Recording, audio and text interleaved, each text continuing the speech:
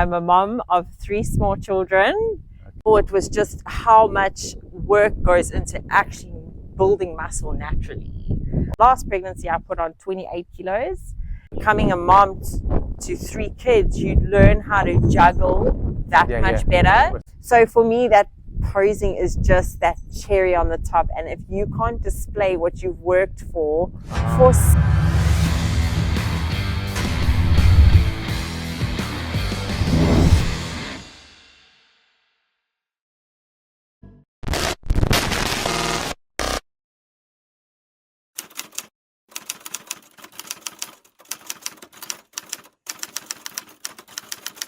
So hello guys, today we are meeting with Roxy. Roxy has just competed at the WNBF contest, Miss Bikini, and also the WABA Bikini. So Roxy, if you would care to tell the girls that are watching you, and the boys as well, how old are you and what do you do in life? Okay, firstly, thank you for having me. It's very cool to be able to do this on this platform. So I'm 33 this year. I'm a mom of 3 small children. The youngest is 3, 5, and 8. I am a fitness instructor, and I also work in rehabilitation and massage. So Rehab is for all types of age, or is it specific? No, it's for all types. It's people post-operative or injury related through sport. And it's very sport-specific majority of the time. But yeah, so I'm doing that. So I am pretty much in that fitness field, always have been. For how long? So I've been in this for now at least 12 years on and off. When I had the children, I went very quiet and in hermit mode with my babies. And then just recently last year started up again and doing everything that I when you mentioned rehab, so shoulder impingement and bursitis is in your domain? Yes. I have to speak to you later on this. I'm just so witnessing some pain. So Roxy, you were young. What got you into fitness? Okay, so from a very young age, from the age of 7 actually, I was very athletic growing up. I was always in the A teams for sports and always excelling. Different kind of sport, whatever be. Mostly athletics, but most sports, yes. And started with athletics and obviously having to stay in shape for cross country and things like that. Cross country? Yes, so it was a long distance running. I'm naturally a runner. And then from the age around 16, my dad took a gym membership out for me. And I started seeing all these women with like biceps and shoulders. And I was like, wow, that looks so cool. And it's like super like fit and attractive and it looks healthy. And where about was that? So that was in Durban, South Africa. That's where I was born and grew up my whole life. And then, just from there, I started really like observing of how these women were lifting and how they were training and things like that. And then after I matriculated, I went into doing my first show. It was a novice show, something I'd never done before. First show for Miss Bikini? Yes, So before you got into Miss Bikini, so you went to the gym. Was there like a specific thing that you wanted to do, or you just went to the gym just to keep fit? It was just to keep fit, to keep my cardiovascular up, just to start gaining a little bit more strength in the quads to allow me to sprint faster and get the endurance and things like that. So at that point, there was never really a set show in mind. It was very uncharted territory for me at that stage. So where did this trigger for competing started? So there was a girl I always used to watch at the gym, and I always thought she trained differently. She was very focused. It wasn't your normal style training where the girls will go and do like 2 weight exercises and then do their cardio and they leave. She was very, systematic. Had a planning and everything. And then after obviously speaking to a few people around the gym, they were like, no, she's competing. And obviously I started to follow like her, and I was like, wow, this is actually really cool. I liked it that it was just you versus you in the gym and at home. There was no one else who could really alter your results. But was she competing for Miss Bikini back then? She was doing more figure. She was doing the figure side. She was drier, she was thicker, but it was still like, I just found it so amazing how artistic it was. Okay. There was that like artistic approach of being so sculptural, and I just thought it was really cool. So that's what grabbed my attention. Did she trigger you to compete for Miss Bikini? Yes. Or did someone was like, okay, Roxy, I think you've got potential, let's try it? No one ever said that to me, because I never voiced to them that I was so interested in it. I just was started, obviously, like at that point, there wasn't really, like, Instagram wasn't that big then, you know. Famous back Yeah. So I was like YouTubing and watching how, there's another division for women who actually don't want to be too muscular or just to have that healthy, fit look. And then I started like researching into that and seeing like how these women go. I didn't at that stage know that there was like an off-season body and an on-season. Then I just started really learning myself, self-taught on how this all happens and what it actually takes. And I knew somewhere in there I had that desire to do it, and I knew that I had what it took to go through a prep because I wanted to do it. So your first show, how old were you? So my first show, I was 21. 21, and which one was it? That was the IFBB Novice. IFBB Novice? Yeah, so I placed third there. And then already a medal. Yes, first I was super excited, so uneducated on how important posing really is on the physique. So that first contest, what did you gather as experience from that? It was just how much work goes into actually building muscle naturally. For me, that was huge, you know. So from the get-go, you already said you're going to do this naturally? Yeah. Okay. So, and at that stage, I mean, my body type, I'm an ectomorph, so we've got a long muscle belly, so we don't get that nice fullness and that 5D bulk that a lot of the short mesomorph girls get. So for me, I was, you know, just hoping for the best, that somehow through the end of that prep, those muscles would start pulling through. I came in a little bit too soft. So your first contest, you prepped for how long? My first show I prepped for, I think it was 8 months. 8 months? Yes, it was 8 months. You placed third against people who are not natural. Yeah, well, yeah, it's very speculative, but it's no one's polygraph tested, so we're just gonna leave it there. Yeah, so we're not sure, but so you said you were flat on that day, but you still came third. I placed third. So post show, what was your thought? Are you gonna do this again? What was your? So after the novice, what happens with IFBB? Further on down the year, there is a Natal show, and I was like, okay, I'm gonna go and try out for Natals. And I was up against a girl who was always winning every year, and she was just like going. And so that was about 4 months after my first show. Okay. So I kind of like added on to a new season of prep. More focus. Yeah. More focus, more cardio, more deficits. Yeah. And I ended up placing second there. Behind her. In that show, and she's still enhanced and you're still natural. Well, at this point, yes. And I had what was a huge turning point for me was I had a mentor coach. Oh, really? Yeah, I had a mentor coach, and he started teaching me about manifestation. Okay. Which was super eye-opening for me, and that's been such a pivotal part of my life even up until now. It was just that one coach for me. And he just started like teaching me to manifest as if it was already mine. I mean, I had no idea I was even going to place in this Natal show. It was a big show. I just felt like the girls were a lot bigger than me. I was lacking confidence. These girls had been doing this for at least 6 to 8 years, and I was like this underdog that came in, you know, fresh, 100%. So for me, it was super stressful, but I was just like, no one knows me. I'm just going to go in there and do my thing and do it for me. And I started realizing that I feel at home when I'm back on stage. Okay. So from very young, I was also always on stage and acting. So this is where you feel normal. Yeah. So I was like, oh wow, I don't even care about the physique now. Yeah, I just want to be on the stage, you know. So I saw you posing for WNBF. Yeah, thank you. It's been a lot of practice. You have practice on the stage. Yeah. So for me, it's that was a huge booster for me. I was not expecting second place at all. So I got my Natal colours for that show, and then I made the South African team. So it was for bodybuilding. Yes. Really? You have a team there? Yeah. It was the SA team. So it was everyone who placed really well in the Natals. they formulated a team for South Africa to represent the country, and then we went to Cape Town and we did SA Champs.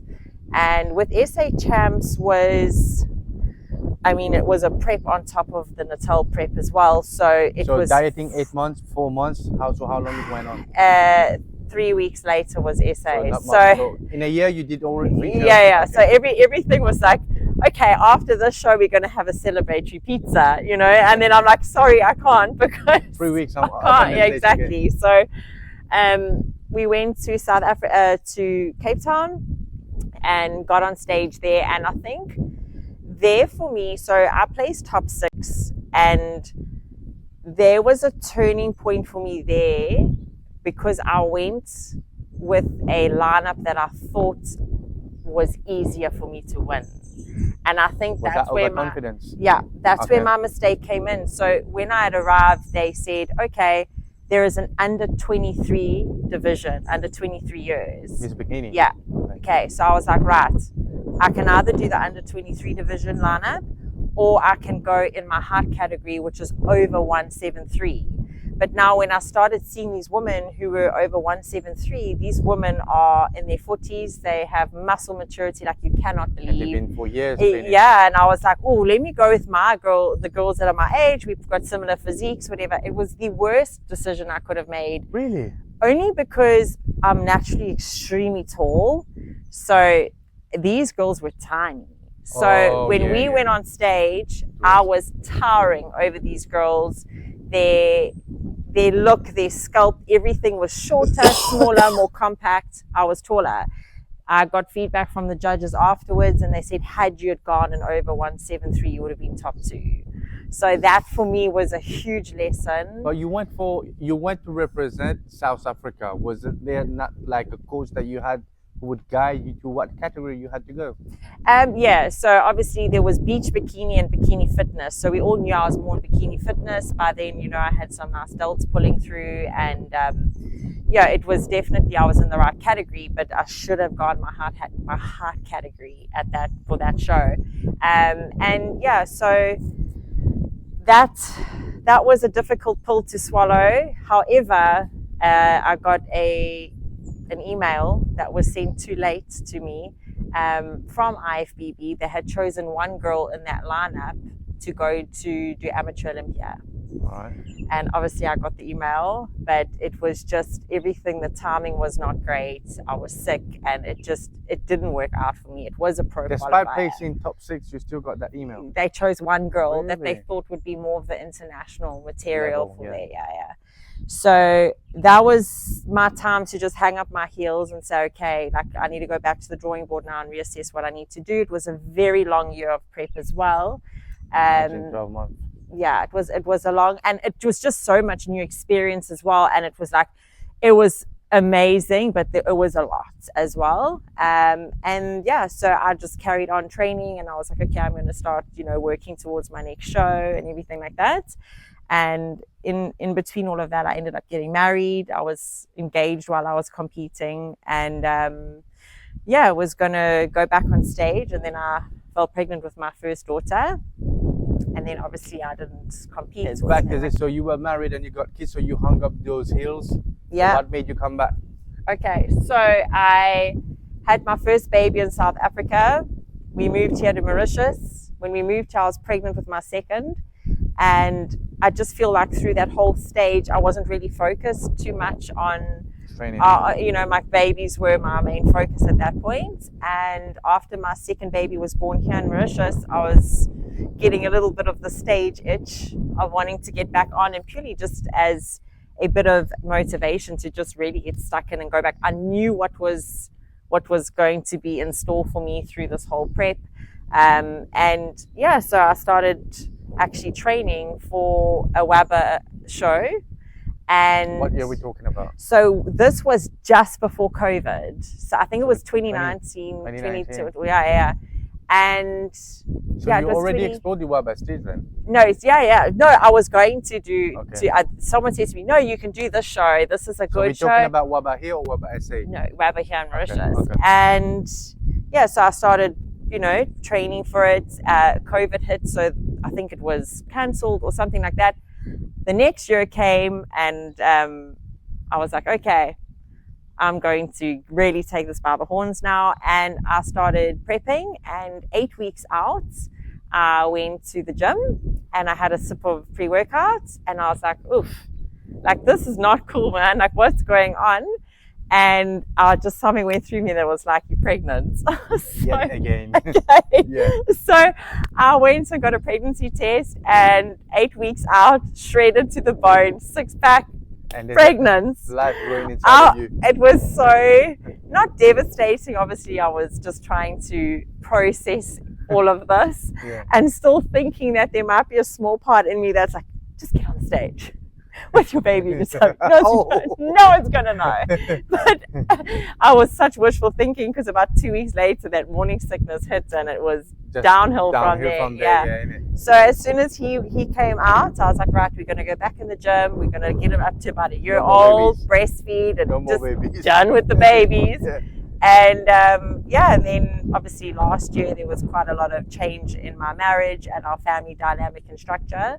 So I obviously became a single mom with my 3 kids, currently staying with my mother, who lives here in Mauritius, which has been an absolute godsend for us, just to allow me the space to be able to train when my children are asleep, so it doesn't affect them. So after all this happened last year, I just wanted to start doing things that I wanted to do again, that made back me to where you belong. Yeah, that just keeps me focused. It keeps me very aligned with myself as well. So you would you say that you were born to be a Miss Bikini hitting the stage every year? Oh, maybe in the future.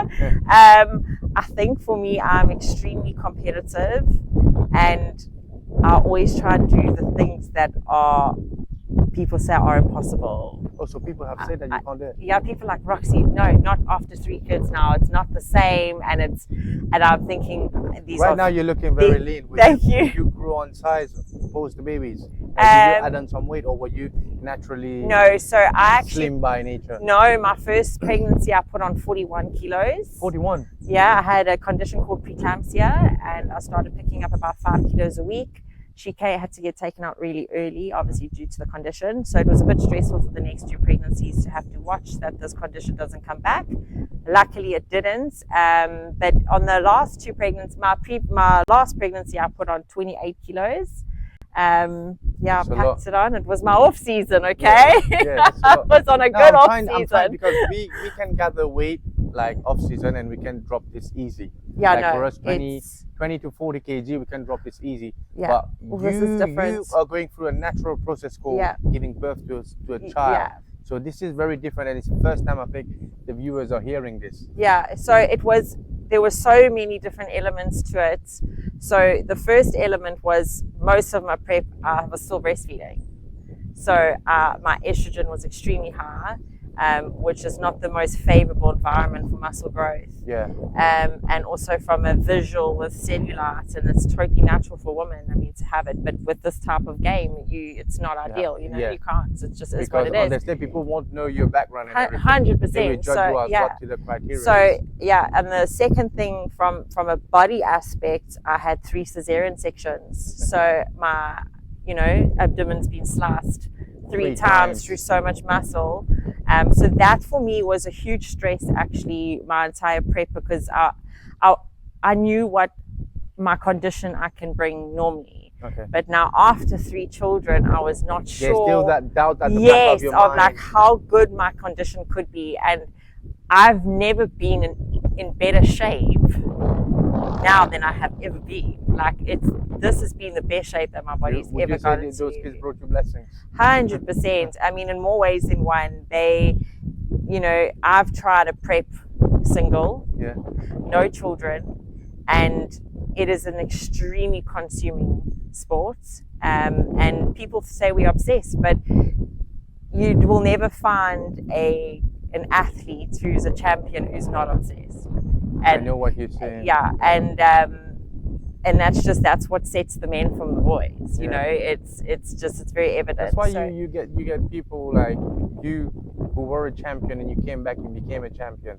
And I know for me, for a fact, I've been on that road where I had to hang up my what do you call it, the Your competing pants. yeah. So I had to hang it up and hit the stage again after. It was very difficult, especially I had a bike accident. So I had a Okay. bike accident for 4 months. So I had to recover my shoulder. Then I had to become the biggest I've ever been Yeah. in my life. So 103 kilos to go against the biggest guy in Mauritius. So Yeah. I understand your point of view. So how long was this prep? Okay, so this prep started for me in January this year. Okay. I would say probably I started getting the little bit of the stage flashes again in my head Okay. last year, November, December, and I just So wanted that's when to you get started.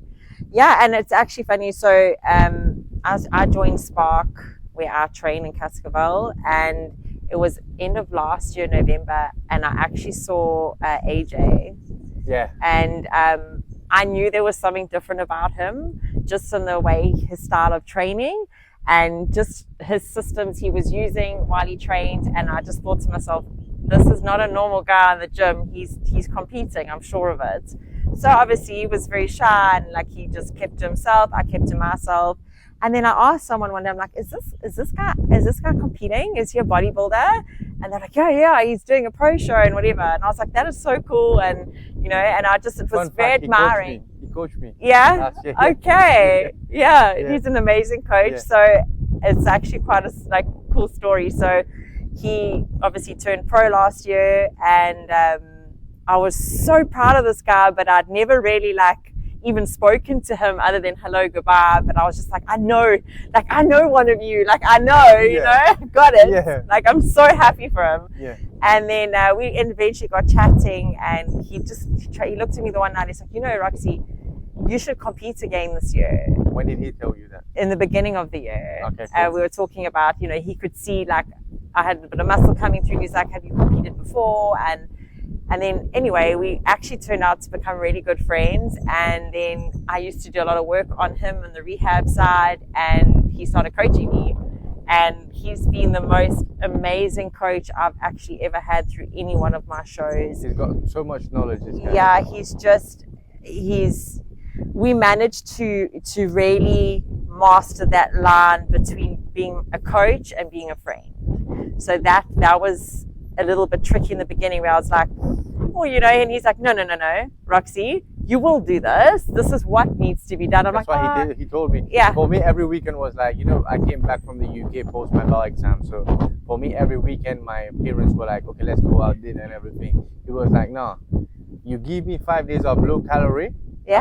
Low calorie intake. I'll give you one high day. Then you can go to town. Yeah, on Saturday, and you can eat whatever you want. Yes, yeah. But provided you stay within the macros and everything. I was like, okay. So for him, what he said, there's a fine line between being a friend and being a coach, and he knows how to handle both. 100%, and that it just shows from there his actual passion and drive that he has. Through the So sport. he told you in January, let's go compete. So what was the mindset then? Let's compete. So I was obviously excited because I was like, oh, it's so far away, and the date was already fixed, I think. the date was fixed. November. We weren't sure of what day in November, but November was the end goal. And a lot of people that I'd met through this journey at the workshops, they're like, this is not easy to do. Are you sure you can do it? You've got kids, and I knew. For you, these were motivation. They were bringing you down. They were fueling me a lot. It was like another saying, "Oh, Roxy, you can't do this." I was like, I'll show you. I bet you I can. Watch me. Yeah. Don't tell me no. So, and for me, it was, I had this idea of, I knew how hard it was without kids to do this prep, and it was from becoming a mom to 3 kids, you learn how to juggle that much better, and you also know where your importance lies all the time. So nonsensical things are out the window. 100%. Yes. People have things to say. For me, it was my children, their health, my business, and our goals together. And I think one of the biggest things for me was, I wanted to show my kids, not from other people watching people on TV excel at sport or a soccer match victory or whatever. It was to be raw and authentic and let my kids see through their mother that no matter how much shit that life throws at you in that last year, nothing has to go on hold. The clock will still tick.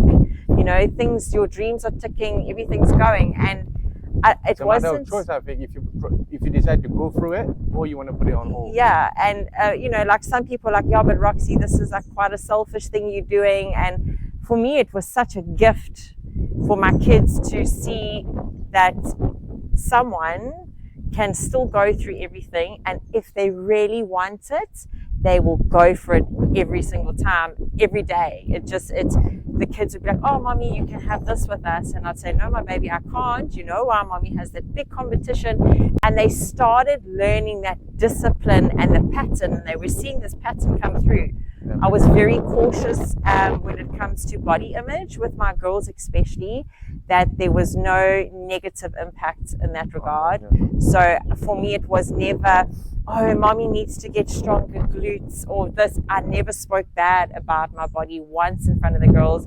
It was more like, oh, mommy, you're getting so many muscles, you know? And I'm like, yeah, mommy's being strong and I'm fit and I'm eating healthy. You and want to portray that positive image. Yeah. And it was like, you know, the one day I pulled something heavy down from the cupboard. She's like, how did you do that? And she's like, you see, you wouldn't be able to do that if you weren't training hard, or, you know. So they were living it with me and through me, in fact. And I also wanted to show my girls that if I lost, that you can lose gracefully as well.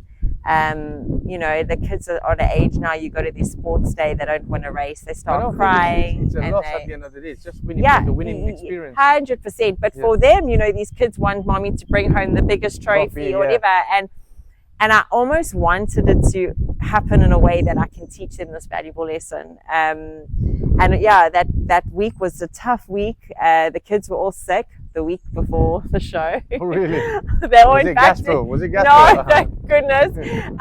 They were on holiday for a while, which was also crazy. Yeah. And then they went back to school and they all decided to get sick and fever. And I was actually sick the day that I was competing. I had fever, but I had to put on a serious poker face.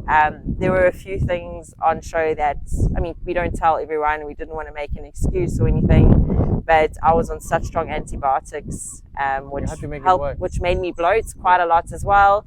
And it's just one of those things. So I wasn't going to sacrifice the experience just because my conditioning was a little bit off or I'd peaked the week before, you know. But yeah, it was an amazing experience, very different. Competing in a natural federation as opposed to federations. You came what? Third? Second? Second. You came so second, I came second overall? Yeah.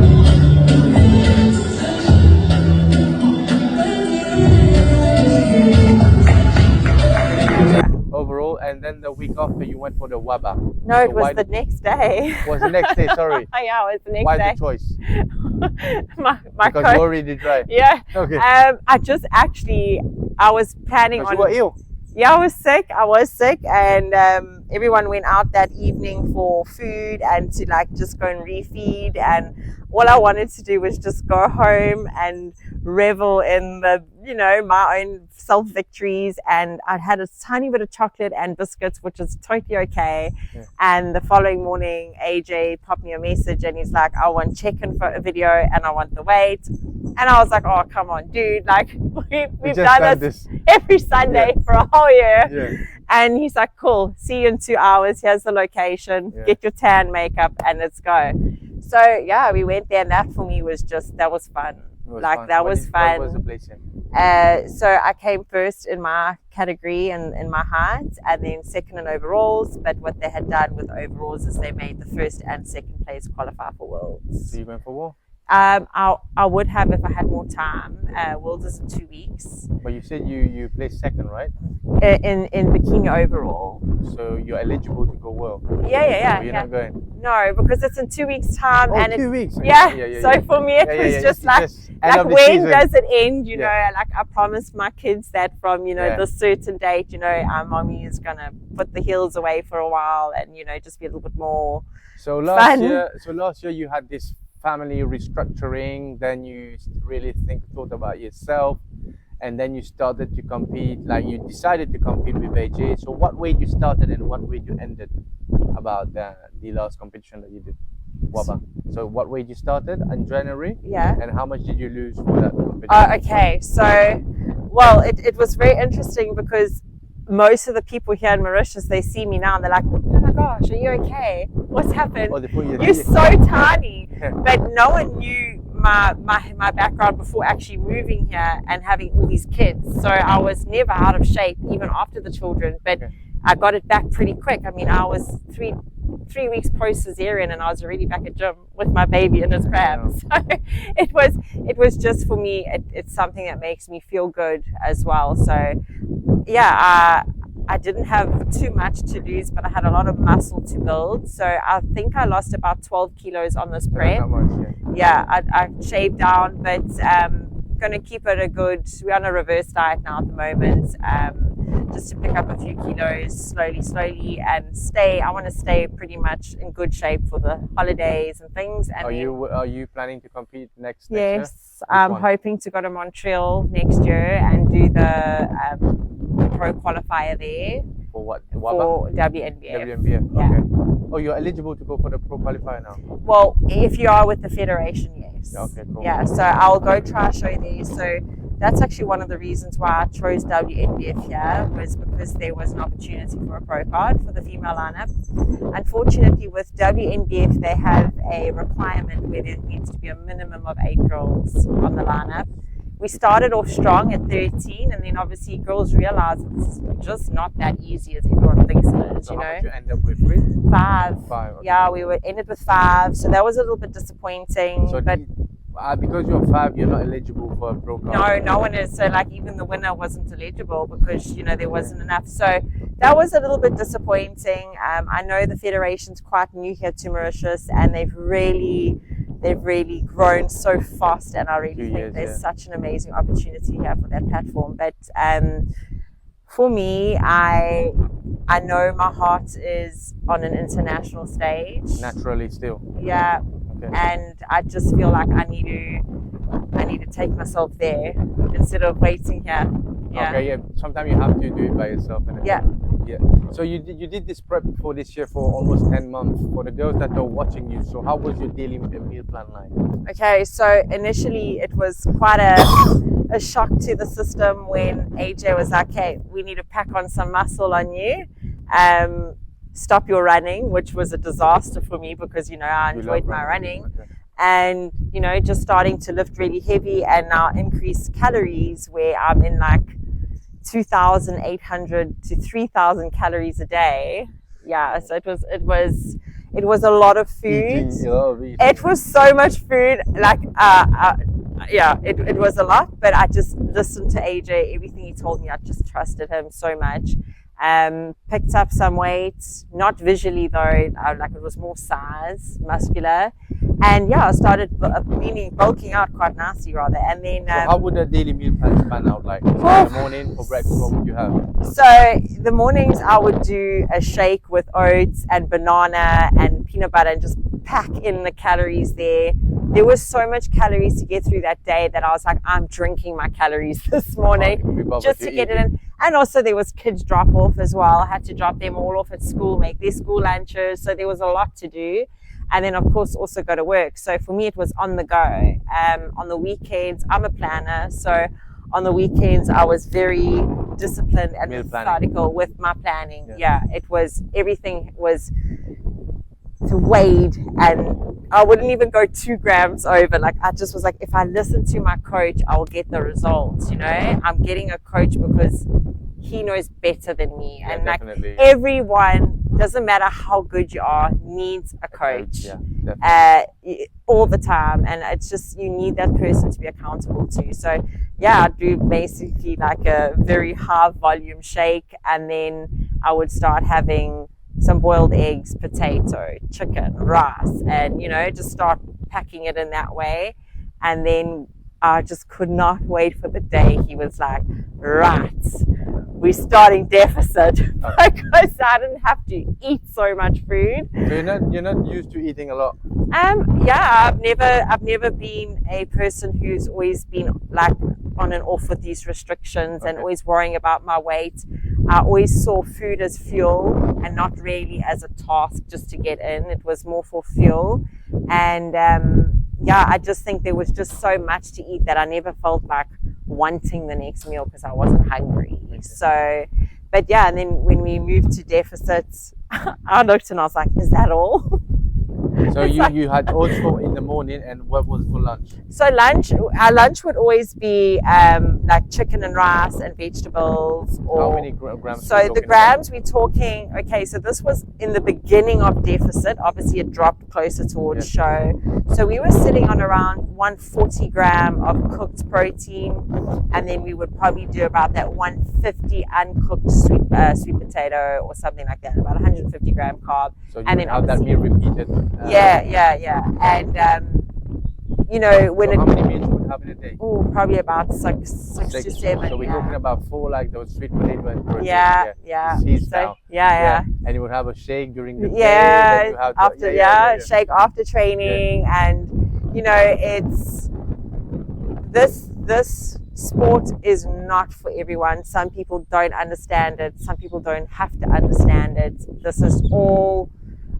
A lot of these sports that are these self sports where you and your coach get yourself there. It's if you don't come with the good physique, it's on you. You know, it's no one can mess up your training. No one can mess up the food you're putting in the mouth except yourself. So I feel like a lot of these athletes are just mentally built differently. Yeah, I think so. Tunnel vision. We'll say tunnel vision. Yeah, and it's. You know, we lions up there. It's not your average Joe. These people, you will always find when you sit with a bodybuilder, they have the most interesting journey and story to share. They've been through a different mental game to get there. And even just going to the gym is one of them. You know, has this journey made me mentally stronger? Of course. You know, has it made me a better mom? Of course. You know, it's mentally changed me so much. It was something that I actually really, really needed in this time of my life as well. And I know that pro card wasn't the right time for me this year. It's gonna come. It will. I will be a pro. I'll be a pro. If you manifest it, 100%. So yeah, we'll definitely I taught my daughter about manifestation through the coach that taught me, and we used these manifestation techniques on her sports day, and she won her races. She won overalls, and for her that was an amazing like epiphany of going, wow, you know. So we had actually manifested something together leading up to the show, and it was my favorite number 13, because she was like, Mommy, what number are you gonna have? And I was like, no, well, for me it's 13. And we wrote 13 on my mirror in the bathroom with my lipstick, and she put little hearts, and she was like, go Mommy, 3 weeks to go, 2 weeks to go. So it was like a huge thing for these kids. They were super excited. And I'll never forget the night before we had to go to have our last workshop, and they were calling out our numbers, and we were all sitting in this room, and they were calling it from number 1, 2, 3, and on 12 there was a man before me. I think it was a guy, and I was like, come on, man, just please, because I just want to show her, you know. And as he said number 13, Roxy, I was like, thank you. I was so excited. Everyone was looking at me going, what the hell is wrong with this woman? I was so freaking excited to go home and like to just tell her that Mommy got number 13. It wasn't planned, you know. So how deep you wanted it. Yeah, 100%. So it's just, there's so much more growth. And like I say to people, like for me, getting on stage is literally the after party of the journey. Like the journey is so much greater than any experience or vibe or energy you get from being on stage. Being on stage is just like that little like, oh, let's go have fun. Let's go have some fun now, you know. The work's finished. Like that work is over. So for the girls that are watching you, how much your weekly food cost you? So you had to put a price on it. She's off the mark, probably about 2,000 rupees a week. Because you're doing it natural, isn't it? Yeah, And you had any supplements to go with? Yeah, I did. I was on creatine. I've been on creatine my whole prep, and you know, people are there's so many conflicting things on creatine. I have done my own research on it. I'm happy with the findings that I've been given with it, and it made a huge difference in my energy, in my training, and being able to help me push harder. Yeah, so I was obviously sticking to what I needed to, which was creatine. And what did you have more? So I did creatine, I did whey protein, yeah, the isolate, whey, and pre-workouts, my branched chain amino acids for recovery afterwards. So how much would that cost in a month? Oh, okay. So the shake, I'd probably spend about maybe 3,500 rupees a month on some products. There were some companies who sponsored me as well. There was one company in particular who was sponsoring me all my supplements, and you know, it is very difficult here in Mauritius to sponsor, but also from a cultural point, not a lot of cultures really support the women getting up in their costumes. So, you know, they wanted to sponsor me as an athlete, but then when it came to the show day, it was very difficult for them to feature, which I understood and I totally respect. But I like things to be very mutualistic as well. Yeah. So we were very transparent, and I just was like, you know what, for me, ethically, I could just keep quiet and keep taking the products. But I was like, for what, you know, like I want them to reap as well as much as me, and it just didn't feel right. Okay, cool. Yeah. So, but yeah, I was buying products as well, and it really wasn't that much. I mean, you go out for a night and go and have a whole lot of drinks, you're going to spend your week's worth of your food and your supplements in a month. And you know, you could probably have done this naturally without supplements. When I say naturally, without the help of having like an extra protein in your oats to make it taste better, or there are ways to do it, you know. So but you focus mainly on solid foods, if I can gather.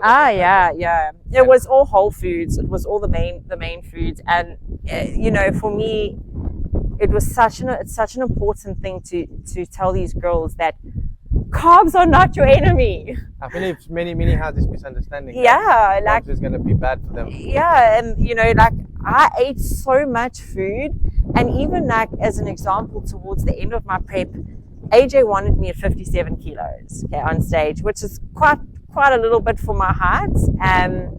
And I was sitting on 60 for so long, for like 2.5 weeks, and I was doing so much cardio in the mornings. I was so incredibly strict with how much calories I was taking. How long were we looking at the cardio? 30? So cardio, I was doing 40 minutes, but I was doing very slow incline walk. Okay. Yeah, so very slow. Watching Netflix and just... Oh no, I was actually listening to podcasts, or I was planning my programs for my clients. So I always make sure I was busy because I'm actually very ADD, so super boring to walk on the treadmill. Yeah, I know. But I just had to get it done, and it was something that really changed my results so much in those last few months, to the point where I actually really miss my morning cardio now. So I'm back on it again on Monday. Routine, I miss it so much, and it just really like energized me for the day. So I would train my cardio in the mornings, and then go back in the evenings after doing homework with my kids, bathing them, reading them a story, putting them to bed. 8 o'clock they would be asleep, and then I would tippy-toe out and then say to my mom, love you, bye. And then I'd go train for 2 hours between 8 and 10 at Spark. And that for me was my zen. It was my time to just, and like people knew, I'm like, got these that don't come talk to me. Yeah. I've spoken with kids the whole afternoon. Like, I just want me time now. You know? I think the first time I met you, you were all plugged in. It was you who was like, I need to talk to him. I need to talk to him. I need to get something said to him. He was like, you know.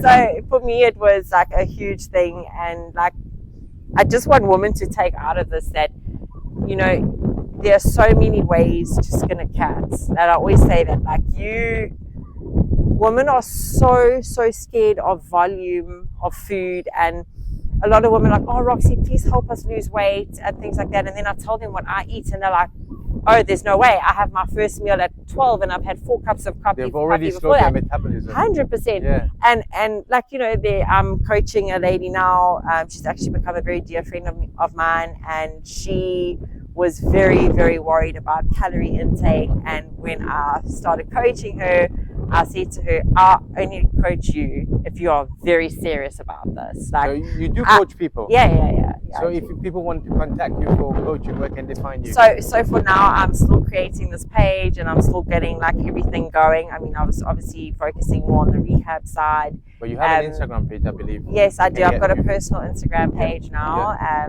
It's Roxy Fitness 1111, and yeah, you can just drop me. I've been getting so many DMs from people I don't even know, I haven't met. And trust me, she really takes a lot of time to get back to your DMs because she has kids to make go to sleep and tell stories. Yeah. So, you know, for me, it's I didn't realize myself, humbly speaking, how many people that I was actually inspiring through this. You know, it wasn't my initial intention to go, I'm going to do the show to inspire others. I was doing this for my path that I needed then in that time of my life. Yeah. And I needed something really difficult mentally as well as physically. I think everyone loves to take challenges. Yeah. Everyone who are very like the lion. Yeah. Where we belong, we love these challenges. Yeah. So that was huge for me, and I didn't. It wasn't my intention to want to. Obviously, everyone wants to inspire people, but I didn't think it would affect that many people. No, but I think the standard that you set will definitely inspire not women but also girls. Because if you can do it, 3 kids, being a single mother, raising them, and still competing at the highest level. Yeah. And some, they don't have nothing much in their life, but they still can't find time to hit the gym. No. So I think people should be inspired from your story. Yeah, no, it's crazy. For me, I actually preferred doing my prep with having children, because your time is so much more diluted. It's kind of like it's now or never, you know. So for me, it's not as before. I'd be like, oh, I'm actually depleted today. I'm going to train later on this afternoon. When you've got the kids, you're like, if I'm depleted at 8 o'clock, I lie with my little boy and I read him a story. I want to fall asleep. You know, I want to go and chill now and sleep. And you know, there's that little voice in my head that was like, nope. Get up, bitch. Yeah, get up, you have to go. You know, I think it was hard. You have to make every day count, innit? You can't miss a day when you're competing. No. So how was training like? So different days, what were you training? Okay, so we would do like push-pull legs, and then we'll go anterior, posterior. Yeah. And you know, it took a while for me to adapt. Oh, really? Because you were different? Yeah, before I was doing more like back bars. The normal bodybuilding. But in between that, like before I decided I was going to get on stage again, I like more of that like high rocks type of training with like high intensity sprints, incline, and do. So when AJ changed it, I was like, oh wow, okay, this is, you know, different world. Go heavy, you push, and that's where it really takes you to that different mental space. I think there are some heavy exercises that you make you do 3 reps or 2 reps, and they're really heavy. And you can't even lift them. No, it's crazy. Yeah. I've had a few vomits on the way home from the gym as well. No, he really very graceful vomits as well. For me, you know, I used to do the old school workout where you go 10 sets of whatever, 10 sets of whatever. Yeah. But for him, you probably do the first exercise with 6 to 7 sets. Yeah. And you just do 2 sets. Yeah. And you realize those 2 sets. They're really like hammering you inside. They're very humbling. Yeah. When I read them, I'm like, what the hell, AJ? Well, why that, you know? And then the next day he's like, how you feeling? I'm like, it was, like, cool. Yeah. So it was different this time doing the prep with the kids. Just like, again, it's that now or never. It's, you got to just get it done. And it was hard, but I knew that this wasn't my first rodeo. Yeah, so I had that expectation. So how long how many competitions you have done overall? Like, if you count it. So I've done 6, 7, 8. What about 7? Yeah. 8, 7. Yeah, 8, okay. 7. Yeah, 8, 7, 8. Yeah. So you said you've been competing naturally, and you face I wouldn't say opponents, but more than women across the states that are not natural. What message you have to say to girls or women that are watching you?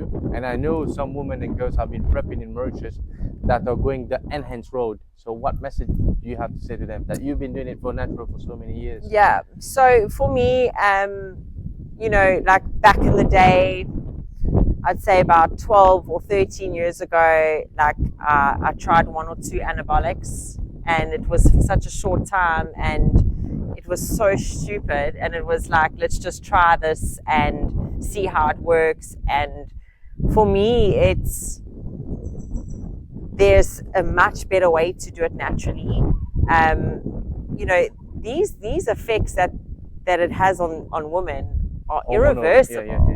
They're irreversible. So firstly, these women are all jumping on this bandwagon of taking Anavar or you know, Winstrol or something that's going to help them cut or build a bit, you know.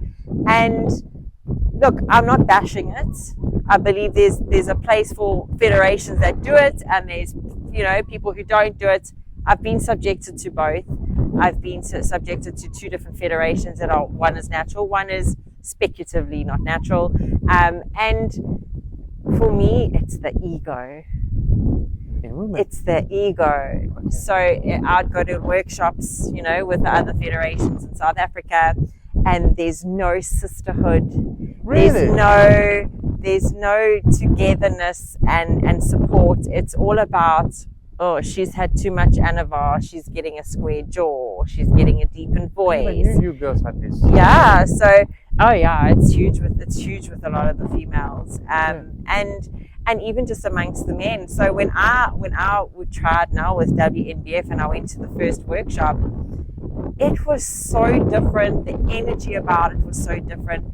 People were all like for each other, you know, which was so cool. There was that camaraderie that you don't get. Would you say that the fact that they are not on gear, they are more thinking straight? I do. I just think it's respect. Okay. I think it's an understanding and a respect of, we know how much it's taken for us to get there. There's so no shortcuts. When you see someone who is like conditioned better than yourself, you know, it doesn't put you into a jealous position. You go, you know, he did more work than you wow, naturally. you know, like you actually appreciate it so much more. There's that respect, you know, and in other, if you're on gear and whatever, you're like, oh, they only bigger because they did an extra course or test or you know. So it's a lot of ego. It's a lot of it's ego. So five girls come to you today and say, Roxy, we want to become like you, all dried up and all you know, muscular and everything. So should we go on gear? No, ladies, don't do it. For me, there's just too much that can go wrong, and when there is another way to do it, that you can do it so healthy with no risks. I mean, I know that these types of anabolics can affect your reproductive system, your ovulation, your menstrual cycles, and for those of you who are still wanting to do this, so obviously maybe not moms yet or anything like that, it's not worth it. Don't jeopardize your reproductive health. Life after bodybuilding. 100%. And there is other ways to do it. I mean, I'm not visually thick, you know. I'm tall and I'm an ectomorph, so my muscle bellies are really long and whatever. And I was like, how on earth am I ever gonna look more thick and got some good size on me? But as you start lifting and as you're eating correctly and you're taking your supplements and you're listening to your coach, it comes. And then when you start on the deficit cutting phase, that's when the magic actually happens. Definitely, because you get to see it more you start pulling through and everything starts coming to life. And then there's just like another whole fire that gets burnt. Because you get to see a different side. Then you're like, okay, we're going with this. So for me, you have to trust the process with this as well. Trust the process. It's huge. It's huge because you don't know what your end result's going to be. How long do you think girls that starts gym today should expect to see results? 2 years at least? I mean, look, this is all speculative based on how much they're training, their frequency training in the week. Let's just say the normal 5 days a week, 2 days. Sure. I mean, you can start. Are you saying to like start seeing muscle and growth? Not seeing muscle, but seeing like results, whatever be, if they want to be muscular. I would say after 8 to 12 weeks, yeah, you can start. Naturally. Yeah, you can start Cool. seeing. I think girls will toning lose up. weight much more faster than men. Innit? Yeah. They, I mean, sometimes we do hold a little bit more fat as well, and I think it's just all in relation to how much of a deficit your body actually really is in. You know, and I think girls have different time of the month where sometimes they're bloated. It's different. Oh yeah. It's normal. Yeah. So it's normal for you girls. Don't lose hope when you say, well, one day you're looking bloated and. No, and this is just part of it being natural as well, I suppose. A lot of the girls who do take anabolics and things to compete, they actually start missing their menstrual cycles as well. The whole thing is, and I mean, that in itself is a little bit worrying, you know. But yeah, for me, another big thing is a lot of women are scared to weight train because they're gonna get all muscular. They will sit on that treadmill for like an hour a day and just literally not lose weight. And for me, girls, if you want to lose weight, pick up weight. Or do functional training. Yeah. Of cardio. Yeah.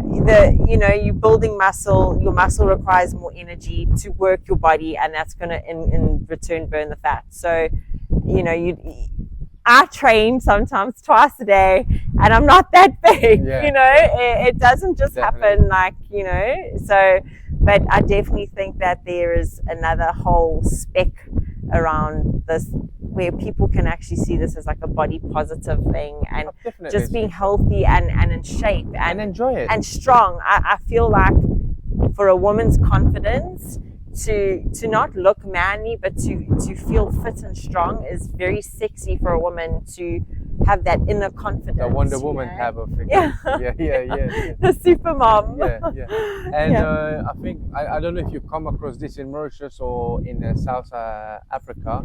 Ego lifting towers, in the women community. Yeah. How would you describe it, and have you ever faced it, and what message you have to girls that want to just go lift heavy for dumb reasons? If you want to be a weightlifter, different things. Go lift heavy. Yeah. No one's going to care when they go to bed tomorrow night that you lifted heavier than someone else, But for me, the muscle knows no ego. The muscle doesn't understand ego. It's us that is getting in the way of ourselves. There are people who will go and lift up a 20 kilo but have the most incorrect form and not even execute it correctly. Badly. So for me, I always say to like some of these guys, come see me for a session and I'll do something with you with a resistant band and you will die. But it is a big thing, and I think it started off with men, and then as women started becoming like, you know what, like we can also do this. Like this doesn't just have to be for guys. I think that's when that came in, where it was like, okay, obviously we're not going to compete against men, so who we left to compete against is other women. Me personally, I haven't really come across it in person. I've obviously seen it a lot on the social media platforms, which is also a little bit worrying for the younger generation of girls. Because they pick up. So that's and another thing I've noticed is the girls from the age of 16 and up are so into gym compared to when I was 16 or even younger. I mean, that wasn't even a thing. We were more into hiking or... exactly. So I think it's like this whole Instagram and social media that's really fueling these girls to have to look a certain way at such a young age. And I mean, some of these girls have the most phenomenal physiques, and these girls are getting quads and glutes and cap shoulders at the age of 21. So I definitely think that this industry has huge potential to grow from the female side. But the ego building is a thing, and I don't think it's ever going to go away. And do you think it's the men who's fueling it? This is like what came first, the chicken or the egg? So, but I don't want to say yes, but we know the answer. But speculatively. I think it's more for social media as well. It's just to fuel their own egos. And for me, I I've always really been the only female in the gym in the evening. So I've created such amazing relationships with everyone that are there, because that's our all of us share the same thing in that gym between 8 and 10. We're all having our downtime in some way or form, you know. So there's like a different bond that we have. Like a lot of those guys at the gym are like my brothers, you know. There's like that brother and sisterhood where sharing that. Yes, I walk in and they're all there to say hello, and they can see me struggling to lift something or move something, and they'll just do it quickly for me. So there really is such a nice community, yes, that has been made through all of this. And if I didn't do any of this, I would never have even met, I wouldn't have even met you, you know. So it just, you've got to go out of your comfort zone for opportunities to come to you. You have to, and you've got to just live life curiously. So I would say you picked on, you said something earlier on, which was you had a mental coach, and I talked to a previous Miss Bikini that I did, her interview, I think it was 𝐁𝐢𝐤𝐢𝐳. So I touched a bit about mental awareness. So how important, like you are a mom of 3 kids, and how important, also having a mental coach, how important is mental awareness in your situation, or the woman in general? Because I know women are very like emotional beings rather than men. Yeah. And they have so much to tackle in their daily life. So let's talk a bit about mental awareness. I think for me, with the mental awareness, it's obviously each person has their own journey, their own story, but you will always get the ones who are mentally strong, who have been through the worst, or who have been through, and it's not to say there's a competition of who's been through worse or whatever. It's purely 100%. But for me, it was, if I hadn't gone through the year that I've gone through now, I would never have even tapped into any of these strategies that I have formulated in my head with how to cope with certain things, or even just with the kids. And so you became wiser with these. Oh yeah, stronger, mentally strong.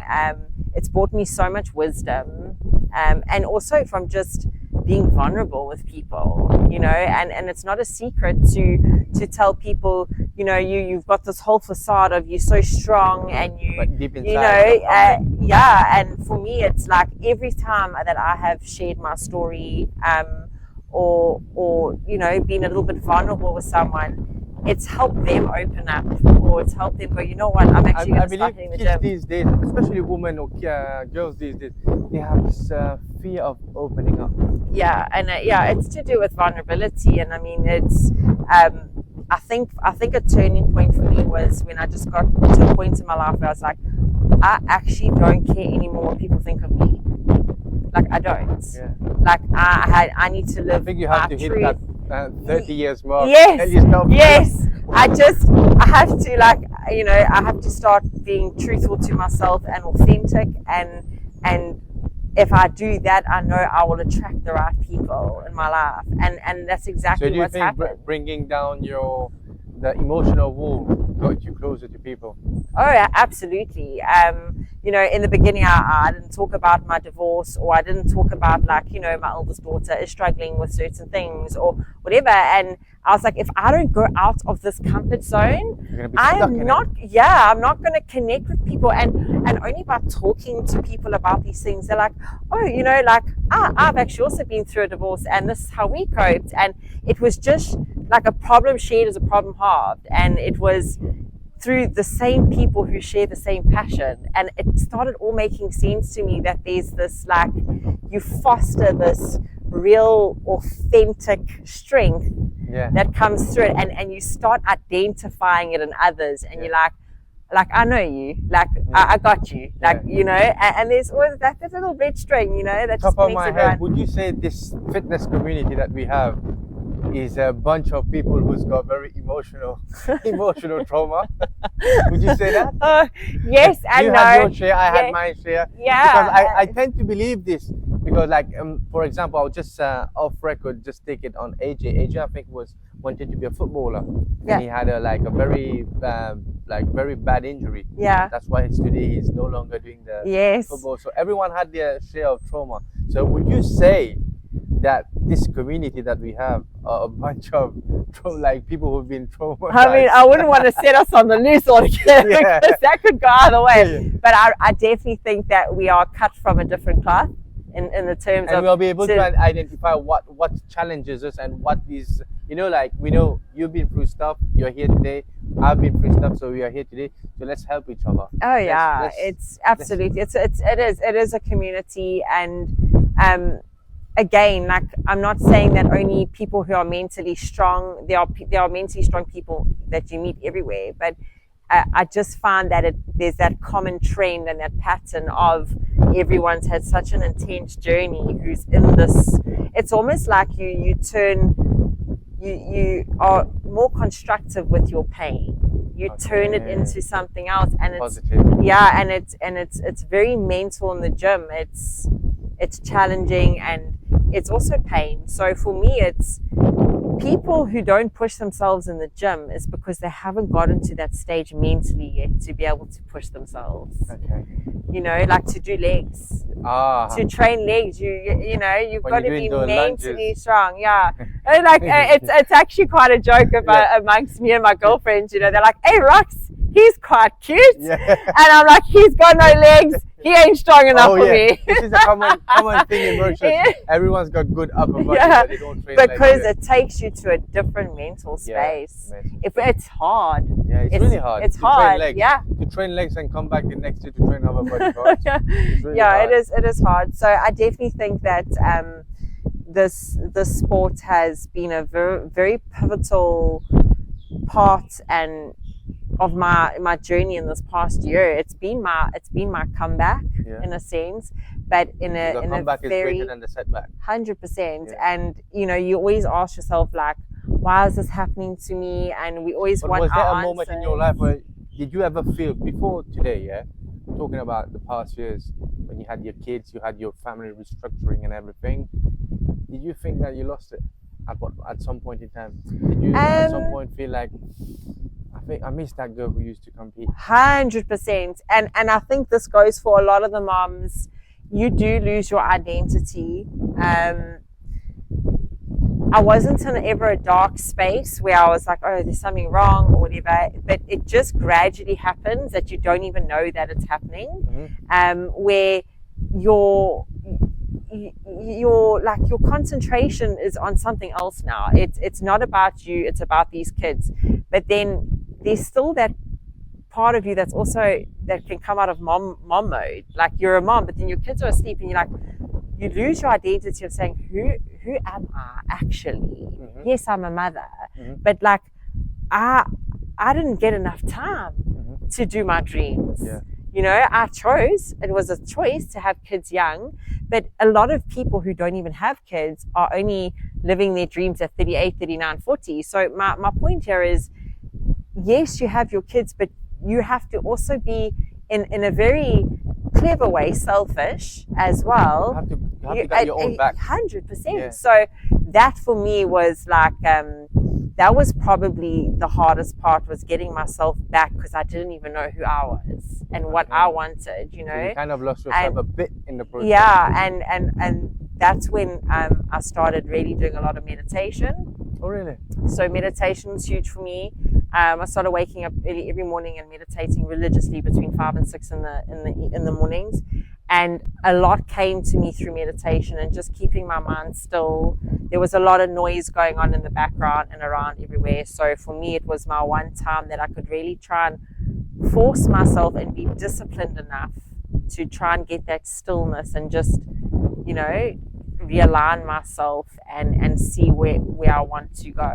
And the first thing was, I need to just go train. I need to just burn off some steam. It was that dopamine hit and just having a really shitty day and you want to go train. And then when I started training again, I was like, oh, I need to start eating clean. And I found they work so hand in hand. And even for me now, as disciplined as I am, and I'm an animal when it comes to this stuff, I ate chicken and potato and oats twice a day for 3 months, every single day. And it didn't worry me that I wasn't having sauce, or I wasn't having, some people want variety and like this whole pantry sent to them on a list. And I'm like, if you want this this is what you have to do. Finished. Simple equation. Like, and if you can't do it, then you don't want it bad enough. Finished. Yeah. You know. So that's, you do that, you get that. End of story. There's not even any negotiation about it. So yeah, for me, I knew what I had to do, and even when I am like this, if I miss training in the week, my eating wants to slip. Yeah, like I feel that they do work so intrinsically hand in hand, like they really do. So again, it's the chicken, the egg story. So for me, I would say to girls, if you don't even know what you're doing, just get to the gym. That's the start, you know. Yeah, you have to start somewhere. Yes, get in the car and go to the gym. Train for 1 week. Don't even worry about the eating yet. Just train. Create yourself, or give yourself 14 days to create yourself that habit. Habit. Once that habit starts and you actually start going, I actually like the way this makes me feel, or oh my gosh, I feel so much more energy, then you're not going to want to start looking at your eating. And then when they start working both together, then that's where the magic happens, you know. So what message would you say to women or girls that fail to find time to do something for themselves? Either do it at gym, doing fitness, or any sports altogether. Look, you've got to really want it, and for me, like, you have to reach whatever the reasoning is to behind why you've become overweight. You know, that could also be there could be triggering reasons there as well, or the pain. It has to be greater for you to want to go now and change and do something. I forgot what your question was. No, what message would you try to pass on to these women or girls that fail to find time to do a sport, practice a sport, or let alone, because some might say, oh, Roxy want to be a Miss Bikini. I don't want to be a Miss Bikini. Probably I want to do some sport, other sports. So what message do you have to women or girls that fail to find time to do sports in general? So for me, again, I will go back to my old philosophy is live life with curiosity.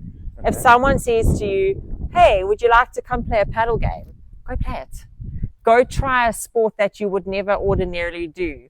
Go to the gym and see how you feel after a week worth of training. There will always be something in movement, like there's mystery in movement. There's something so different about it when someone starts actually feeling. When that feeling happens, it triggers. Then that's when there's that love. That's the love-hate. It's the love-hate. It's the pain. It's the pleasure. It's all of it. But for me, it's you've got to want it. And if you're not there yet, wait, it will come. And I believe any practice of sport will definitely help you mentally, regardless of how many responsibilities you might have in life. That for me was a big thing. The time you will always make time for the things you love. Period. Like for me, that is a given. Like no matter how busy I am, if I really want to text someone, I'll make a plan. Like if for me, my training was a pivotal part of my day, you know, and so many people are like, oh, Rox, come for dinner tonight. I was like, no, sorry. I gym between 8 and 10, but I can see you this weekend, because then I'll make a plan to move it around. And obviously with our sport, it's very rigid with our times and our things like that. But there is other sports where you can find more balance if you don't necessarily want to go the bodybuilding route, or a simple walk on the road or half track can help you. It's for me, you have to experience the feeling, and then once that feeling happens, there's something else fosters in there, you know. And you know, for me, again, you've got to be curious. If you like, I don't know what I enjoy, be curious. Go and try the most random thing ever and see if you like it. I believe curiosity got you back in the gym, wanting to do your bikini. So you got thrown into the gym by your father. Then was like, okay, let me try this. But this is it, you know. It was like I was this little fish in this huge pond, like so uneducated about the sports. But I was just like, wow, it was so amazing at that age to see girls that were so incredibly shaped. It was mind-blowing for me. So it definitely is really possible. Nothing is impossible. And I really say that with a lot of weight. I never thought it would be possible for me to gain what I did through doing it naturally. Yeah, it's So 2025 is around the corner. Are we Yeah. expecting to see Roxy as pro? yeah. Well, I need to speak as if it's already mine. This is how this works. So you have not manifested it yet. No, well, this pro card's been manifesting. It's been brewing for a Yeah, while, yeah. but it definitely it's up there on the list for me. It's something that I'm not stopping now. It's going to take a lot to have to stop me. A lot. So would you say that the wagon is already on the track? oh, it's locked and loaded. Like we definitely going to go and do something next year, whether it be a world qualifier. My dream would be to do the world qualifier on the Friday, win the pro card, and do the pro show the following day. You know, and hopefully this is the best scenario. Yeah. You don't get to prep for long. I mean, obviously, like I'm a planner, so Yeah. in my head it's all planned. It's like, okay, Friday I'm winning the pro card. Saturday I'm going to actually probably win the pro show. but it's not coming from an arrogance or an ego. I believe This there's a is- fine line with us. It's Yeah. mistaken arrogance for confidence. Yeah, and you know, like so many people like would say to me, oh, if you win, and I used to be like, when I win, you know, and they would look at me, but I don't need them to understand. The people who know me know I'm not ego and I'm not arrogant. They know that there's that like real, authentic side to me as well. But I definitely think that, I mean, what we speak our ears hear. So if we're going to say, I don't know if I'm going to do this, or are we telling ourselves? I think if you put doubt on yourself, you're not sure yourself. Yeah. So I think if you're confident, you got to just fake it till you make it. Yeah. You know, if you're faking it, but you're doing all the right things, you're going to make it, Yeah. you know? So for me, that is definitely on the cards. You know, I need to go to a show You might that's... just be the first pro woman. Oh, flip, you know, in Mauritius. yeah, well, you see, I'm going to do this internationally Yeah. to qualify. Obviously, here in Mauritius, it's not as big as it is in other countries. And also what dilutes our girls a lot is culture as well. Yeah, definitely. I mean, I made friends with a girl last weekend, and I asked her if her family's here, and she said no. She's all Her family alone. weren't supporting her through this, and she still did it. Like, she still went, and she was like, this is one of my War dreams. goddess, you mean war goddess. It's amazing. Yeah. Yeah, like they didn't want, you know, to support, and it was also another girl as well. Yeah. And I was just like, wow, like that is so inspiring for me, you know, They're still doing it without. they still did support. it, you know, and all the girls that I've been on stage with, we are all friends. Yeah. You know, people think, oh, we're probably enemies or whatever. We are all friends. We all support It's just each other. rivals on stage. That's Yeah, it. and it's like a friendly competition. 100%. You know, like you friendly-ish. Yeah. Before stage, you give them a little eye. Yeah. But afterwards, there is that. It becomes special because there was only 5 of us who shared the same moment on that stage. A little sisterhood moment. 100%. Yeah. So I definitely, like, for me, I'd clap for all the girls. And again, it's just that respect again. I mean, to see what the girls have done on their own naturally. And everyone has their own story. Yeah. But yeah, I definitely think that next year is going to be a big year for me. AJ, I think, is planning. also competing as well. Yeah, I think he's going well. I think he's Yeah, going yeah. well too. So we're going to hopefully go together, and I will try and choose. Well, is it specific or do you have different regions in the world?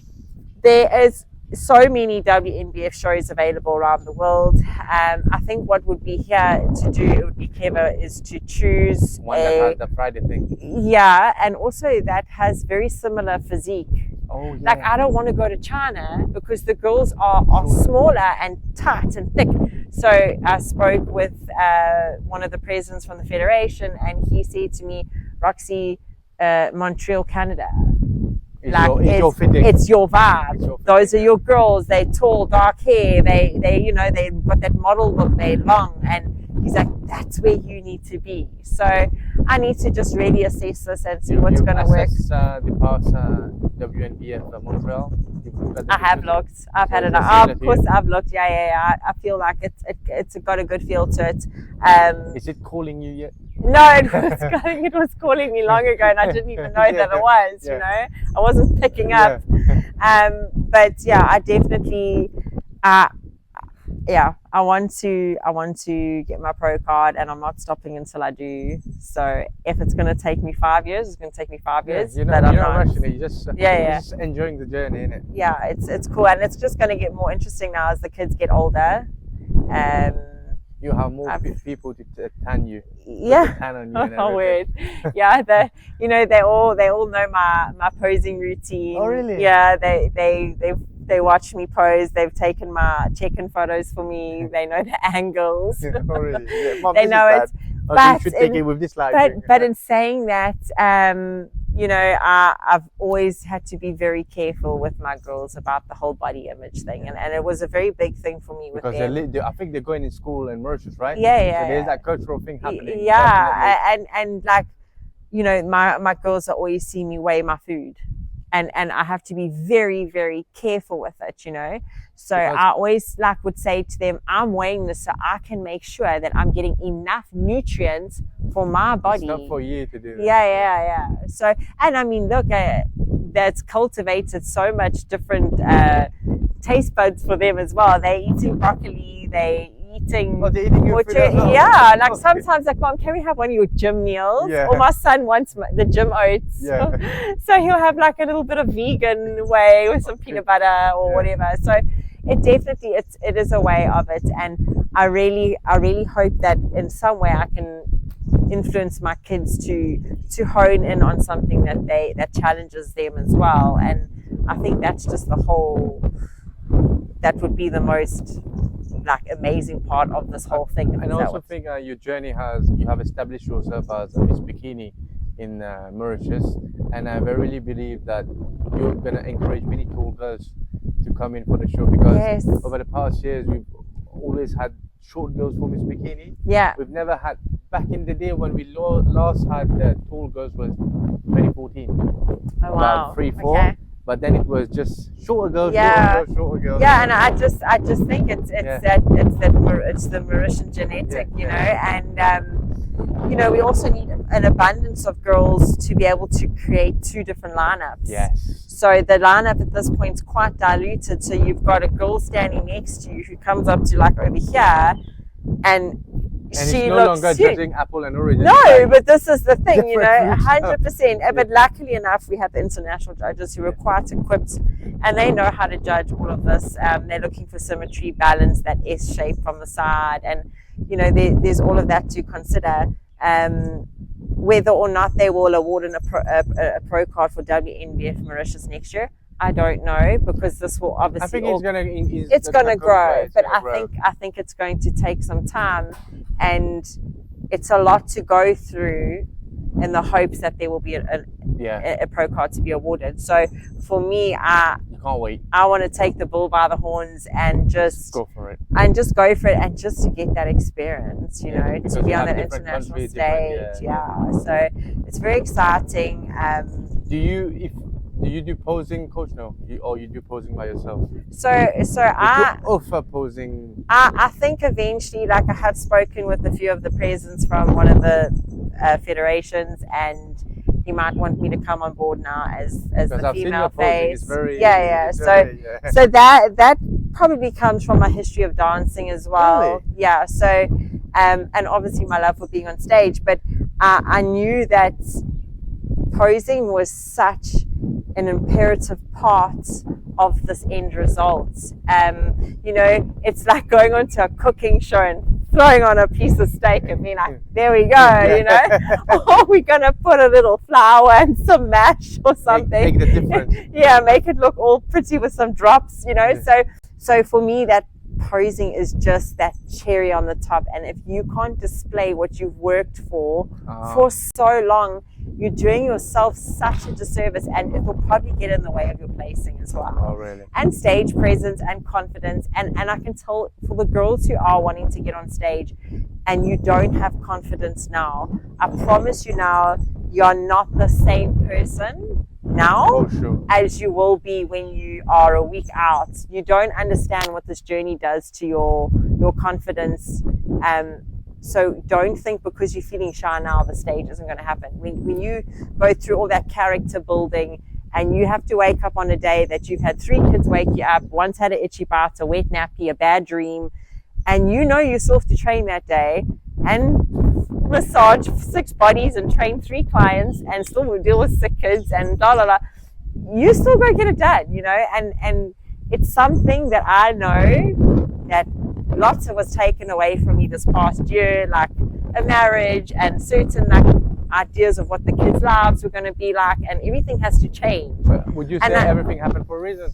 Of course, and I think what my point is here is that I know that what I have gotten out of this year, even from the visual now, what I'm left with on this vessel of mine, no one can take it away. Okay, yes, except up there, him, yeah. but in terms of like someone saying, well, I'm going to take this, or you know, this is changing. This is purely something that I've done, you know, and it's single-handedly. So and I just hope that even if this conversation resonates just with one person, I believe it will help many girls, because many girls have been wanting to get access to different Miss Bikini, and you're just a different guy from the normal that they get to see in Mauritius, which is the short and the tall version. And also Miss Bikini that they come across is probably a single lady, or you've been a single lady and a single mom of 3 kids, so you've been through so much and still with it. So more like this Nicki Minaj vibe, you know, this Nicki Minaj boss lady vibe, you know. But Roxy, it's been amazing. Any question you want to ask me? Well, how did your journey start? Like, you know how my journey started? I was probably around 22 years old. I was cleaning my yard. I was under a rose tree. I was picking the dry petals, and my dad hit me on the shoulder. Was like, "Fancy competing?" I'm like, "Dad, I'm all tattooed up." And he goes, "All right, we'll try to get to cover up some of your tattoos with the tan, and let's try to see your placing." So tried to see my placing. I did winner in my category and top 7. Oh wow! Okay. Mr. No. And then when we tried to reach out, there were some coaches, gym owners, who was like, "My dad, okay, you put 150k on the table, I'll make your son win." And my dad was like, 150k for what? I said, "Don't worry, I'll tell you." And it was about the enhancement. We never knew how much enhancement cost back in the day. So my dad was like, "Okay, I don't have that kind of money. Let's put this on hold." But I was so adamant, you know why? Because when the guy was awarded the win in 2013, and I was staying in the back of the place in top 7, so they pull out 4 and the top 3 stayed there. And I kept looking at him from behind, and I was like, what would it take to be in that middle spot? And the next year, I went to watch Independence. So that was my turning point. And I came back the next day. I was like, my friend who was in my surrounding, Presley Peters, I was like, "We're doing Mr. No." I think it was 20 weeks away. 20 or 15 weeks away. And he goes, "I don't know anything about competing." I say, "Leave the library research on me." So I was researching about Lane Norton, Chris Gethin. There was this guy who was training Flex Lewis, forgot his name, his coach back in the day. So I was gathering all the information, printing them out, sitting on the floor and staggering them all on the floor and just noting also, how do you diet? And I came across a military lady in the US who was talking about ketogenic diet. But what I gathered from her was 0 carbs. And I went 0 carbs for a year. No ways. Okay. I was just eating chicken every 3 hours, 100 grams of chicken, and I was cooking them so dry that I could eat them in free mouthful, just downing the water and get through the next meal. That's it. And I was doing so much cardio. I have the transformation on my Facebook. It was for 12 weeks. And I started shedding because you were holding on to your glycogen and you were never had sources to fat. So I was burning so fast. And I think it was 4 weeks out. My dad didn't know back in the day I was competing. So my dad was like, "Oh, you're probably a gym guy just doing his gym thing." Routine. So people in the place that I used to live reached out to my father. "Does your son have diabetes? Was he ill?" And my dad called me and was like, "Are you okay?" I was like, "Okay." But my dad seeing me every day, he didn't notice the change. So he goes, pull up your shirt. And he starts saying abs, first time in my life. He goes, "You little fucker, you competing." So he rang the president. He rang the president, and the president was like, "Yeah, the date is fixed in 4 weeks." And my dad said, "Put on your thing and pose in front of me." I didn't know posing for shit. Yeah. And my dad was like, okay, so you're good, you're very symmetrical, but you're missing your serratus interior. Yeah. Your traps is a little bit off. So you have. My dad was very like, he used to train back in the day, but they never had any federation. But he Okay. knew bodybuilding. Yes. So he was like, okay, you're missing this, you're missing this. Okay, I'll take you to a gym to train. I'll pay you gym membership. So he was just sitting on the leg extension, and I was training in that gym every day for 4 weeks. And when I went for that show, on the eve of it, I got a private caller, Yeah. and it was like, okay, you're coming down in Triole for the competition. Don't think you're big enough or man enough. The Mr. Triole lives here. So on the previous weekend, they had a regional show where it was called Mr. Triole. Yes. So he won, and it was like, yeah, this guy's coming. Don't try to mess up things. Yeah, With him. And yeah. I was all shook up because I never got like a threat on the phone. Yes. And then when we went there, we met the guy that told my dad 150K. And he was like, why are you wasting your son's time? You should have given me the money. I would have made it a champion. My dad was like, okay, let him try it. Let's see for whatever it Yes. was. So that day, I think we had 7 judges, and they all picked me to be the winner. Amazing. And it was a flipping smack to that guy's face. Today, can this guy's imagine. gym is shut down. And I believe I contributed. Oh, wow. But ever since that, my dad was like, you have so much potential. So what's next? I did Mr. Nov Natural. Yeah, because you believed in Yeah, yourself, yeah? I did it, and I didn't have money. I had only 500 rupees for pocket money. And I was, trying to get the best price for fish, best price for chicken. I was cutting my own chicken, stuck it in the fridge, cooking my own chicken, Amazing. did my whole thing. Then my dad was like, what's next? I say, I want to compete at Mr. Mauritius. He goes, Mr. Mauritius, you're not doing that naturally. You're going to be far off the lineup. So then we start talking about enhancement and everything. So next thing you know, I won Mr. No 4 times in a row. Yes, that's So insane. 2014, 15, 16, Yeah. 17. And I placed twice second at Mr. Mauritius. I placed second in Mr. Indian Ocean, and I won my Mr. University. And do you think the shows that you placed second and you should have won? The 2017 one, yes. I Okay. should have been overall Mr. Mauritius. Yeah. But I would say the blessing in disguise, because Yeah. for 5 years straight, I've been investing so much that I invested 1.2 million rupees in the prep for 5 years. Yeah. And I could have built myself a house. So for them placing me second, I was disappointed. I was like, fuck this. It's off the table now because I'm not winning. They're not letting me win. Yeah. But thank God I got my true calling. So now today I'm a professional. You know my profession Yeah. already. So I'm Yeah. a lawyer. So I put my focus elsewhere. So today I'm a lawyer and I'm trying to come back. But in my mind I'm young, but my body ain't young anymore. Yeah. Do you think you'd get back on stage? Yeah, I'm trying to get back on stage, but I'm waiting for my, there's in bodybuilding, there's something we call muscle maturity. And you get it Yes. at a certain age. Yeah. And I'm too young right now, as Okay. per the doctors. So I Yeah. have to wait 3 more years just to Okay. get that muscle maturity, Yeah, yeah. that dense muscle. Yeah. Because they are telling me, you're going to go back, fair enough. You're going to go enhance, fair enough. But are you going to bring the same quality that you are expecting to bring? No. You have to wait. So you just carry on now with like off-season style No, training, I'm just training. maintenance diets. And thing is, I was trying to train properly, but I got into an L5, L4 disc bulge. Okay. So I was like, what am I going to do with this year? So the doctors were like, okay, 6 months you ain't going to train. I was like, you're telling me not to train for 6 months? Oh, I ain't wish. allowing that. No. So I was walking for free, like every day. I was walking beach, like waist deep. Yeah. Just trying to get that pain away, because they say rehab, you have to do rehab. Yeah. And I was focusing on the pain. I was like, now you have to go away. You've done your bit. I got injured. It's time to go away. Yeah. For a week, it didn't go away. For the second week, start to go away a bit because I was walking like a hunchback. Okay. So now the federation said there's a Mauritius Fitness Challenge. So I was like, let's try to be productive for this year. Let's give it a go. Yeah. I'm not planning to win, Yeah. but if I place or do well, because mind you, I'm 120 kg.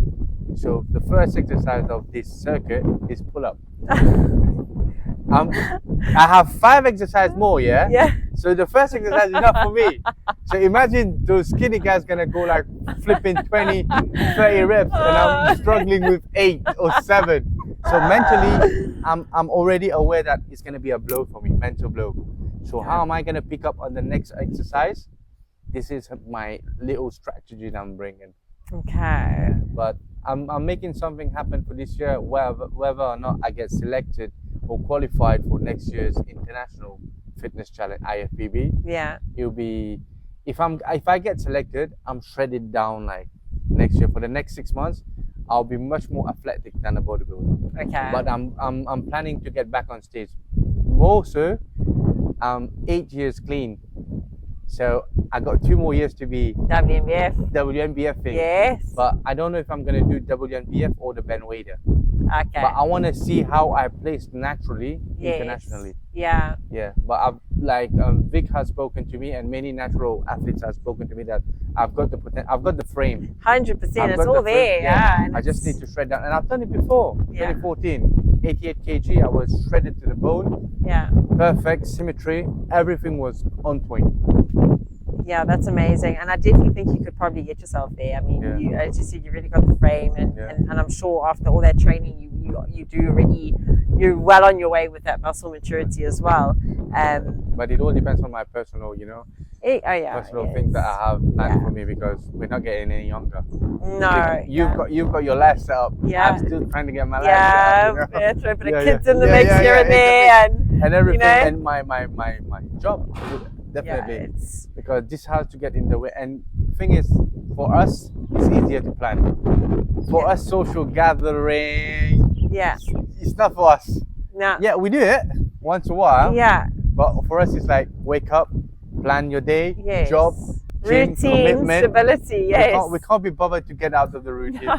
Yeah. No, and it's not, and like a lot of it was so helpful having a group of friends that are so understanding through this as well. I'm sure you can relate in some ways. Like a lot of my friends who don't do this, they didn't understand it, but they wanted to understand, and then I think they started seeing that, like, how much joy it brought me and how much passion, or my eyes would light up when I spoke about it, whatever. And then they were like, okay, we're just going to support her fully with this, so it was definitely, if I never had my mom here, I don't think how I would have managed. She's a superwoman. She's a real superwoman. Flip, man. But like, it was just to have an adult in the house somewhere while my babies are asleep, in case one of them woke up or whatever, which they seldomly did between that 8 and 10 bracket. They would wake up when I'm trying to sleep at 2 in the morning. But that's just part of it. But support goes a long way. Yeah, support goes a long way. It's been a pleasure, Roxy. Thank you so much, Ashley. It's been so lovely. I hope you inspire many girls and many women with kids around Mauritius. Yes.